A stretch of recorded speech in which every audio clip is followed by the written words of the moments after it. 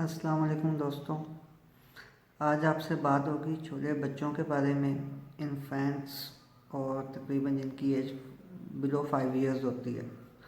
अमूमन देखा गया है कि सर्दियों में अक्सर बच्चे जिन जो है वो नज़ला ज़ुकाम की उन्हें शिकायत रहती है, नाक से मुसलसल पानी बहते रहना, चेस्ट में इन्फेक्शन रहनी, खांसी की शिकायत, उसके अलावा रैटलिंग ऑफ म्यूकस चेस्ट में जिसे खरखराहट बोलते हैं, और जो है नेसल डिस्चार्ज वगैरह, ये अलामात रहती हैं। और अक्सर जो है वो बुखार की और जो जिस्म में दर्दों की भी शिकायत होती है। इस सिलसिले में मेरे अपने भी एक्सपीरियंस में ये चीज़ सामने आई है, और अक्सर जो मेरे दोस्त हैं होम्योपैथिक डॉक्टर्स हैं, अक्सर हुक्मा ज़रात हैं, और इवन जो है वो एलोपैथिक डॉक्टर्स भी हैं, वो भी अक्सर यही डिस्कशन में बात आती है कि मुतअद्दिद बार जो है वो मेडिसिन यूज़ कराने के बावजूद बच्चों को आराम नहीं आता, और पेरेंट्स यही शिकायत करते हैं कि जी आपकी मेडिसिन जब यूज़ कराते हैं तो हमें वक्ती तौर पे आराम मिल जाता है, लेकिन बाद में फिर वही कंडीशन पैदा हो जाती है। तो आप लोगों से ना मैं दो एक अहम बातें शेयर करूँगा जो नॉर्मली हम इग्नोर कर देते हैं, और जिस वजह से जो ना हमारे बच्चे सफ़र करते हैं, और फिर जब ज़ाहिर बात है बच्चे बीमार हों तो उनके साथ साथ माँ बाप के लिए भी इंतहाई परेशानी की बात बनती है, और उनकी रूटीन भी डिस्टर्ब हो जाती है। ख़ास तौर पे जब बच्चे रात को सोते हुए उठें और तंग करें और रोएं।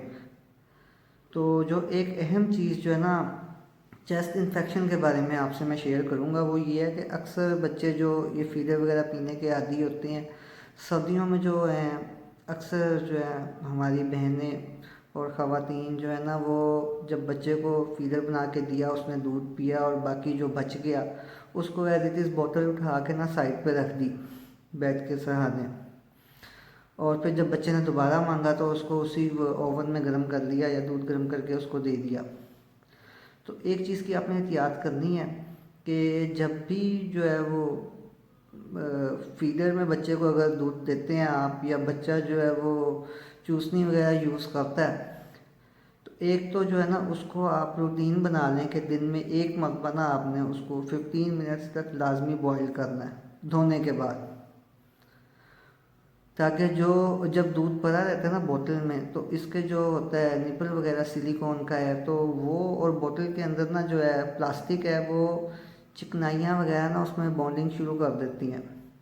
जिससे जो है ना वो उसमें जो है चिकनाई वगैरह मुसलसल जज़ब हो जाती है, और फीडर को धोने के बावजूद उसमें से फिर नहीं निकलती। और अगर आप देखें तो कभी कभी ना वो उसमें एक ना धुंधलाहट सी भी आ जाती है, और उसकी ट्रांसपेरेंसी कम हो जाती है, क्योंकि उसमें प्रोटीन जो फैट्स होती हैं वो ना एब्जॉर्ब हो जाती हैं सिलिकॉन में। तो इसमें मैं ना आपसे यही गुजारिश करूँगा कि जब भी बच्चे को फीडर दें तो उसके बाद जो दूध बच गया उसको ना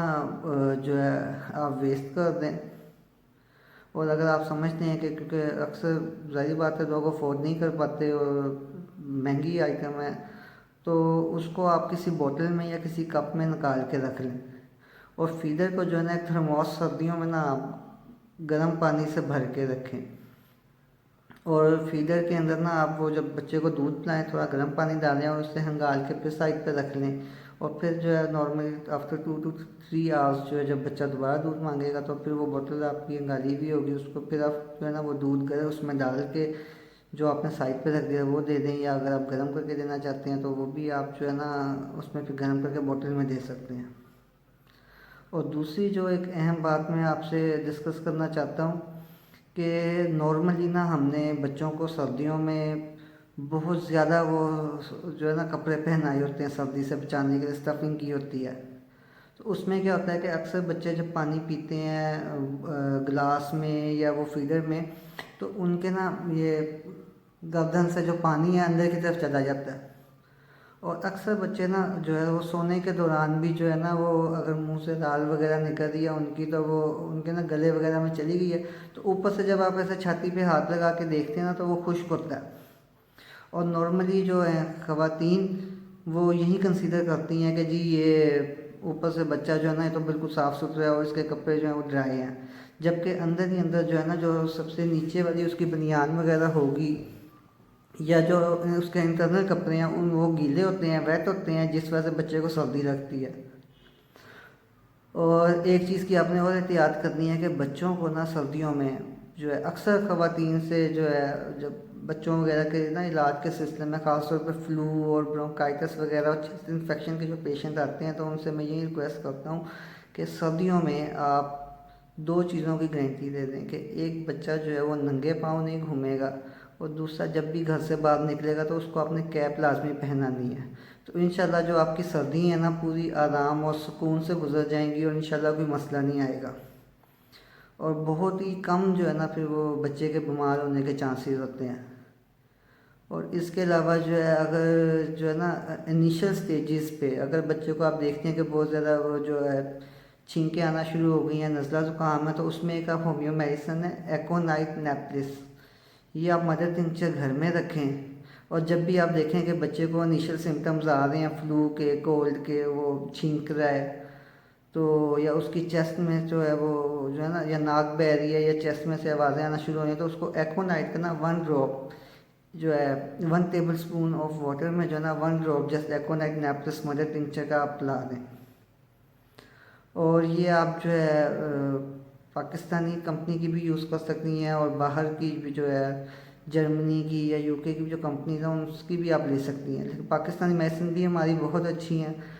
ख़ासतौर पर मसूद की मेडिसिन्स। तो